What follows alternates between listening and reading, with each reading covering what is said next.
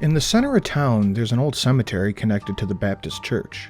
Behind it, there's a service trail leading off into the woods, which connects to a dilapidated caretaker's cottage that's been out of commission since the 50s. When I was in school, it was a popular place for kids to sneak away and make out or get high. I had a hard time imagining teens slipping back there these days, now that the forest has swallowed up any semblance of civilization. The path was overgrown and narrow, with low tree branches reaching out like claws from the giant forest, scratching the car on both sides as I slowly drove down. I pulled O'Brien's cruiser to the back deep enough that no one would spot it off the main road, killed the lights and the engine, then got to work. I used the passcode I gleaned from Vanessa's file to get inside her phone, started with emails and texts. Not too much to see, but there was a long conversation chain with someone named Toulouse. They had started chatting a couple of months ago. Vanessa: I had a good time yesterday. Looking forward to our next hangout sesh. Toulouse: wow, desperate much? Vanessa: LOL, kiss my ass. I'm trying to pay you a compliment. Toulouse: what the hell is a compliment? Some kind of sandwich? Vanessa: God, you're so weird. Want to come over and play Smash Bros tonight?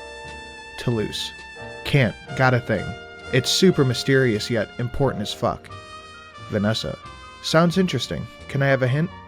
Toulouse: gotta help a guy get rid of some bodies. Vanessa: well, when you're done, come play Smash Bros. And bring beer. I'll spare you the gritty details, but there were a few times when I had to put the phone down and roll my eyes. Is this how kids flirt these days? Toulouse seemed mostly harmless, but immature even by teenager standards. I honestly couldn't tell what Vanessa saw in him or her. But there's no accounting for taste, and Toulouse made her type lol enough times that she must have enjoyed his company. There was nothing overtly sexual in their messages, just a strong overtone of two horny kids trying to figure themselves out. I felt like such a creep, but then reminded myself that this is what I do for a living: stalking couples, waiting for cheaters to get busy, then stealing some photos while they were going at it. The only difference was that I knew the person whose life I was digging into. But even still, I couldn't shake that nagging feeling that this felt wrong. Vanessa and Toulouse's texts weren't as expositional as I'd hoped. A whole lot of "see you tomorrows" gave me the impression that Toulouse was from work. A couple "I had fun last nights" told me that they had gone out for some not dates. A couple emojis back and forth reminded me of how out of touch I was with this generation. Then the whole thing ended abruptly with a few messages from Vanessa. Hey, what you doing? You there? I'm bored. Wanna hang? Hello? I guess you're not talking to me anymore, huh? Toulouse: lose my number. Vanessa: WTF, what the hell did I do? Toulouse: Vanessa was a friend of mine, douchebag. Vanessa: I should have listened to everyone when they said there was something wrong with your brain. You are an asshole. Toulouse: sorry, my bad. Autocorrect. What I meant to say was, Vanessa was a friend of mine, you twat waffle McFuckface. That's how it ended. The date of the last message put the conversation at about a week before her disappearance. I saved Toulouse's number on the burner I got from Roger and made a plan to track down the line when I had a moment's reprieve. The next step was checking her phone for pictures. I opened up the gallery and scrolled down a ways, started flicking through the slides chronologically. Vanessa was a normal teenage girl, and she took what I considered a normal amount of selfies, one for every day or so. I studied them, looking for any sort of clue or indicator that something was wrong, or about to go wrong. But she was always happy, always wearing the same old brown jacket, with that typical teenage girl smile. I had to smile when I first saw it, the jacket. I recognized it as the one Donnie used to wear all the time. It was a little too big on her, but she made it work. Starting around a month back, there were more frequent pictures of her, 4 or 5 for each day. Not selfies though. Somebody else was taking these pictures of her, with her phone, while she looked back and laughed.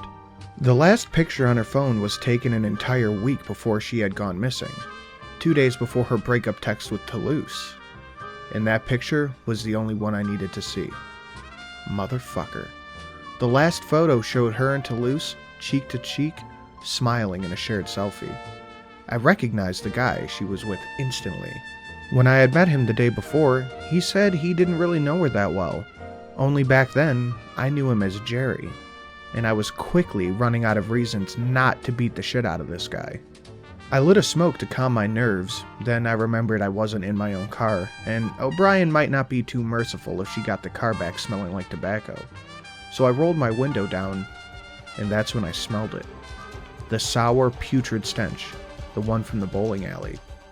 I flicked on the headlights illuminating the forest path in front of me, but as far as I could see, it was empty. Then I heard it, stomping through the overgrowth of the trail behind me, walking towards the cruiser from the cemetery. Then I instantly realized why O'Brien always parked the car facing the road.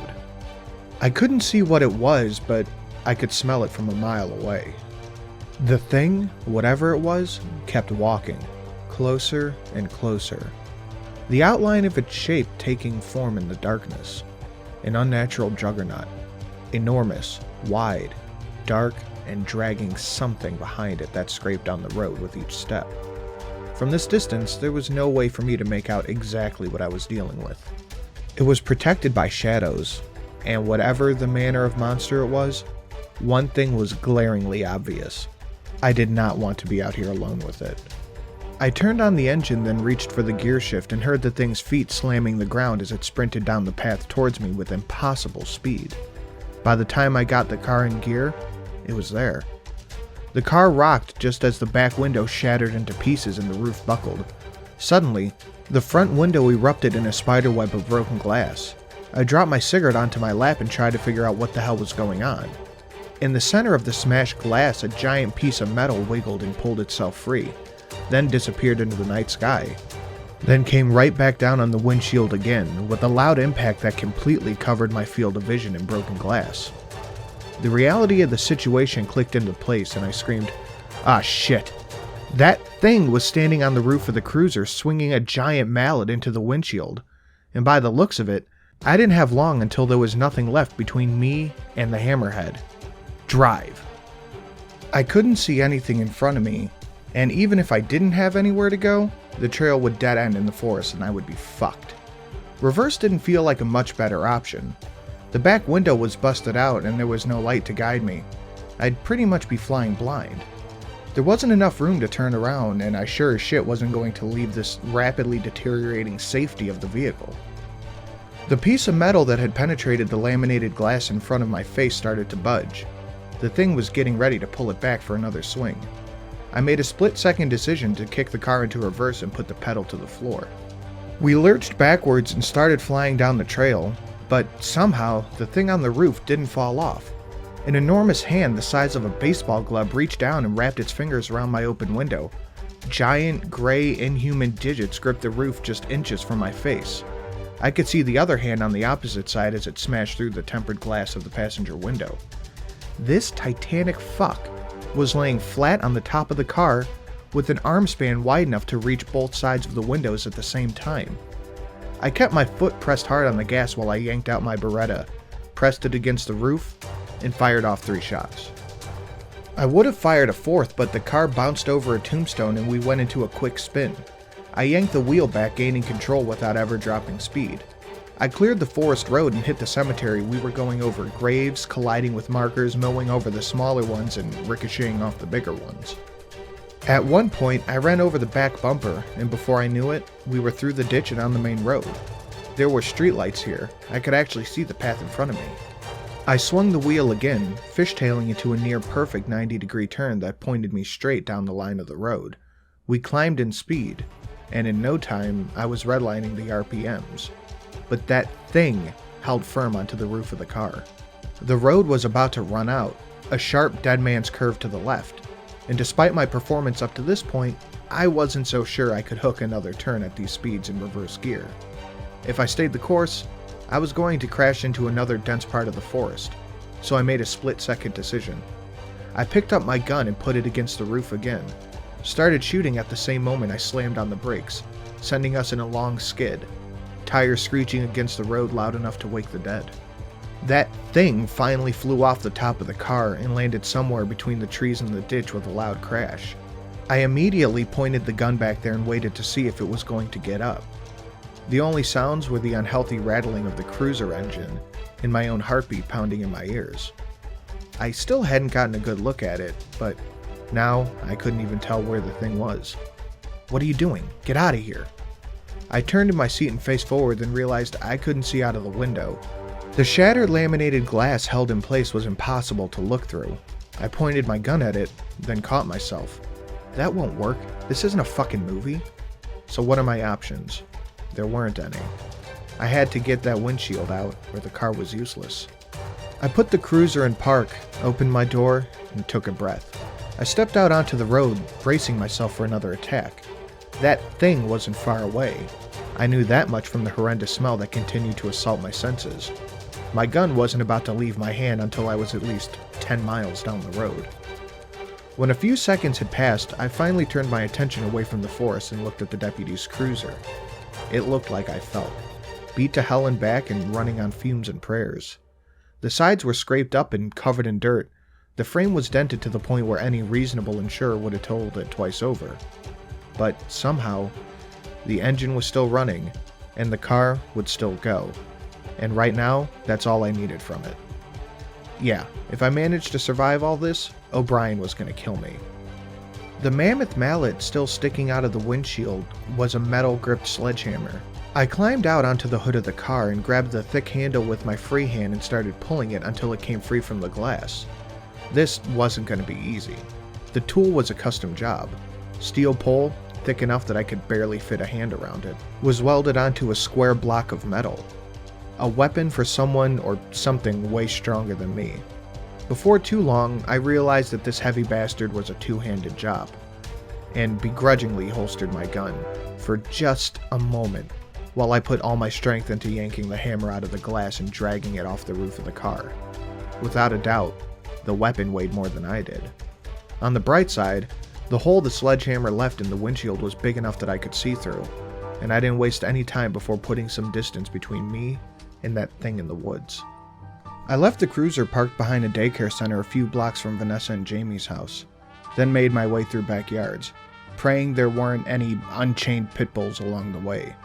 For once, luck was on my side, and I got to my brother's backyard without any hitches. I was annoyed to find the back door was unlocked.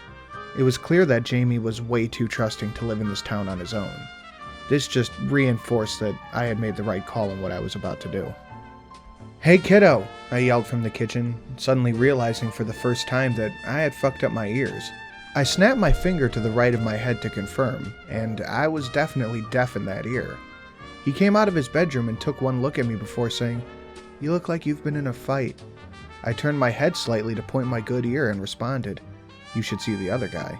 Could be temporary, maybe not. It's weird I could make it this far without realizing I had fucked up my ears.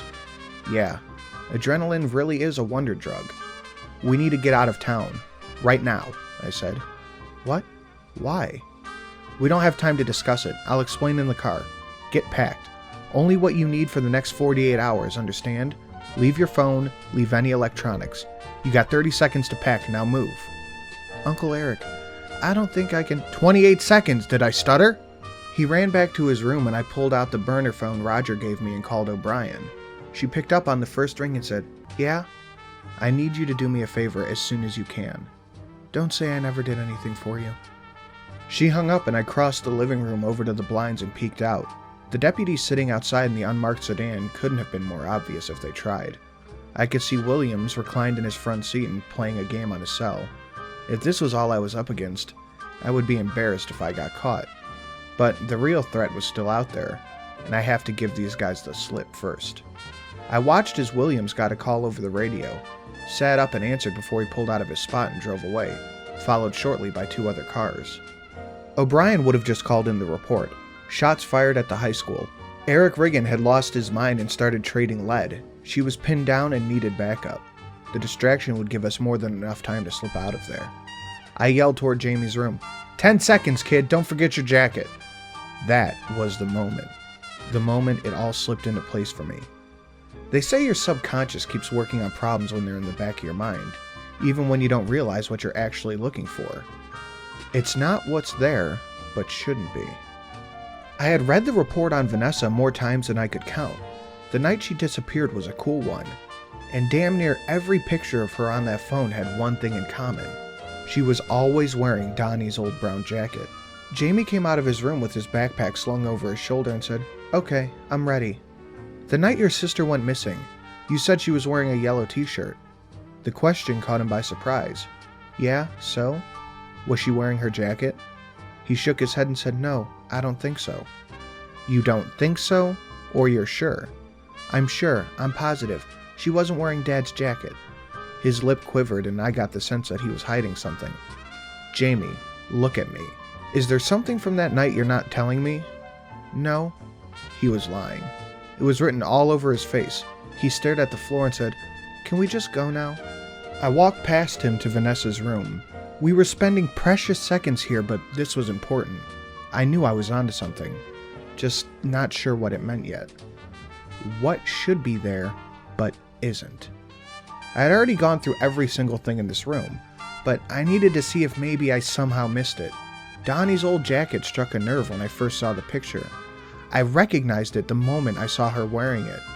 I would have had some kind of reaction if I seen it earlier, but I hadn't. Jamie came into the room while I was digging through clothes hung up in her closet. "What is it?" he asked. "Does your sister have laundry anywhere?" "No, she did a load the day before she went missing." "What about her jacket? Have you seen it anywhere? Do you know where it ended up?" "No, maybe she left it in her car." I knew for a fact that it wasn't in the car, and it wasn't in her room, and she wasn't wearing it when she disappeared. That thing clearly was more than just a piece of clothing to her. It looked stupid, but to her, she wore it to work every day anyway. So it had some kind of sentimental value to her. So where the hell was it? "Jamie, this is important. You sure you don't know where the jacket is?" "I swear, I have no idea. Why?" "Don't worry about it. We need to go. Now." We took the back roads, headed away from the school. Jamie was kind enough not to make a big deal of how junky the car had gotten, ignoring the fast food containers and empty bottles of liquor on the floor. I kept one eye on the mirror and waited till we were a few miles from his place before I started digging into that suspicious look he had given me earlier when I asked if there was more to the story. "Jamie, I need to ask you some more questions." "Okay, fine." The night Vanessa went missing. I know it's hard, but I need you to think back again and walk me through the whole thing. What was the first thing you remember that day? I don't know. Well, start with the night then. You were watching television. She came out of her room, didn't say a word, and walked right out the door. Is that correct? Yeah, that's what happened. Okay. What were you watching? I don't know. I don't remember. But you remember exactly what she was wearing? Yeah. That's a little weird. Your memory sure was being selective that night, huh?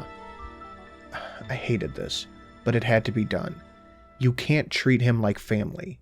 He's a witness, and he's hiding something. So nut up and grill him. Look, I told you everything that was important. That was important? What aren't you telling me, kid? He was silent, so I slammed on the brakes and said, "Hey, tell me that secret you're keeping. I just spent the last 2 days getting the shit kicked out of me by every fucking weird thing in this town. The last thing I need is for my own blood to start lying to me too."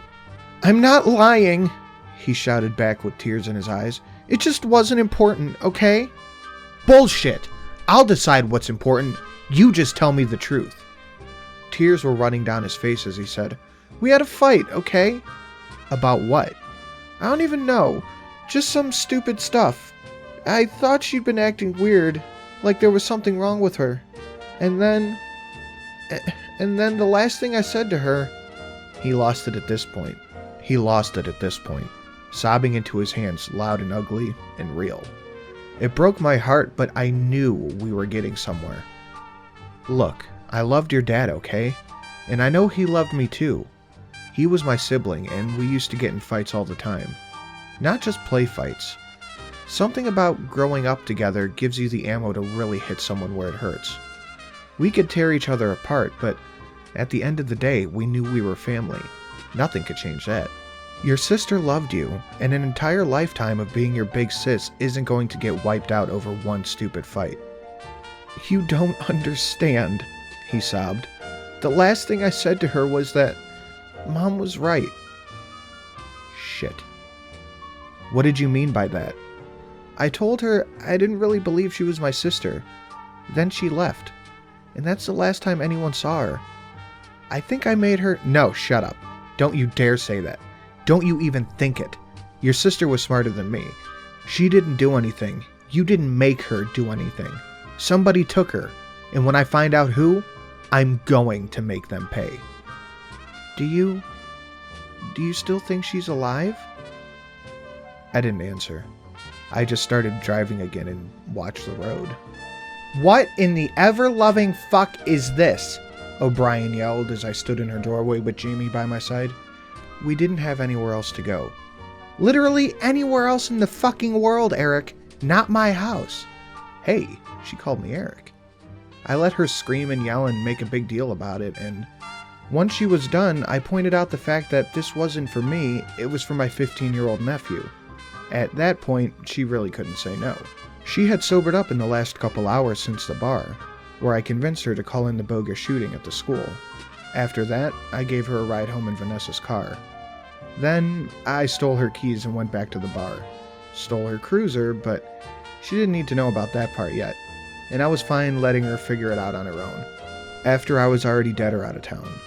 Once Jamie was safe inside O'Brien's house, I turned to leave. Aren't you coming inside too? No, I've got someone I gotta talk to first. That's too bad, she said. Do me a favor, try not to die. My next stop was the shitty gas station at the edge of town. I pulled into the parking lot to find Toulouse with a water hose, smoking a cigarette and spraying down the concrete. I parked, got out, went up to him, and snatched him by the neck and put him up against the wall. He calmly took the cigarette out of his mouth and smiled at me and said, Hey, detective. I held Vanessa's phone next to his face. The picture on the screen was the selfie he had taken with her. The last picture taken before she disappeared. Want to tell me anything? I asked. Not particularly, but if it'll keep you from kicking my ass, I'll tell you whatever you want. It will, I lied. Okay, so, here's the thing. Van and I were close, but you're like her dad pretty much, and I don't do well with parents. You've got 3 seconds to stop with the bullshit before I make you eat this phone. Okay, fine, you got me. I lied to you because I didn't really know if you were looking for her, or if you were one of them. Cut out with the vague pronouns. Who are them?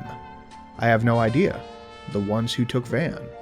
I put the phone in my pocket, pulled out my Beretta, and put it up against his head, just in case there was any confusion about whether or not I meant business. But Jerry just chuckled and said sarcastically, Oh no, not a gun against my head. Look, detective, believe it or not, this ain't my first rodeo. Just tell me what you know. Well, you wouldn't have believed it yesterday, but maybe now you're ready. The truth is, someone took Van, but it wasn't 2 weeks ago. It was more like a month ago. I figured it out right away.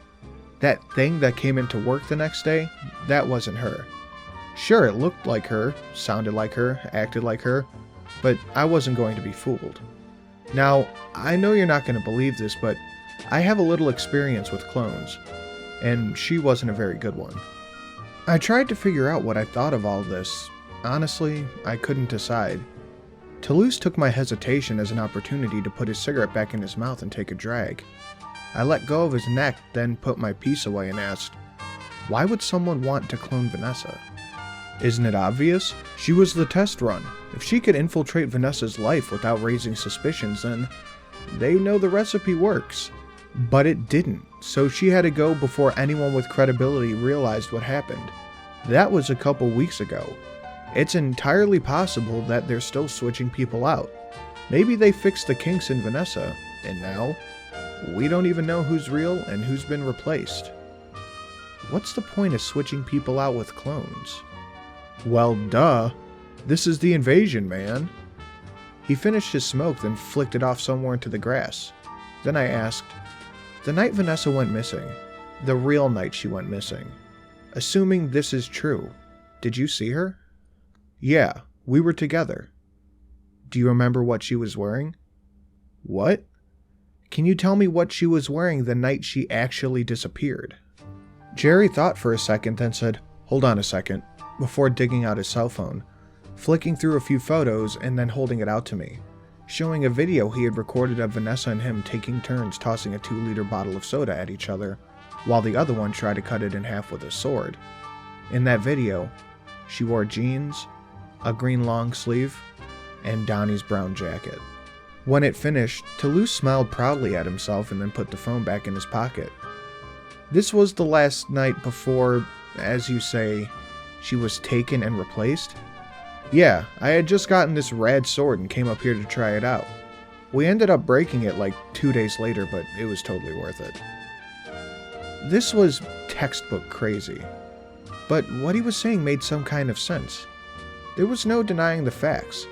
After that night in Toulouse's video, Vanessa started acting differently. Her best friend confirmed it, her brother confirmed it, even her phone confirmed it. She stopped taking selfies. For 2 weeks, it was like she was a different person. And then, the final straw. Her brother told her that he knew she wasn't the real Vanessa. And then, what? She gets out of there before anyone has a chance to suspect? "Whoa, dude. What is that smell?" asked Toulouse. I snapped out of it. I realized what he was referring to and pulled out my gun. That thing. The juggernaut. It was here. And from that smell, I knew it was somewhere close by. "Go inside and lock the doors," I said. "Okie dokie," he answered before bounding into the gas station. I pointed the gun, scanning the edges of the parking lot where lights met darkness. And then I heard it, walking through the forest on the opposite side. I kept the gun aimed in the direction that I heard the noise coming from. A strange, inhuman gurgling breath, and the loud dragging of something heavy through the brush. I walked towards the noise. This was going to be a showdown. And if that thing killed me, I didn't want it taking out Toulouse just because he was there. Then, it stepped out of the forest, and for the first time, I saw it, and my blood ran cold.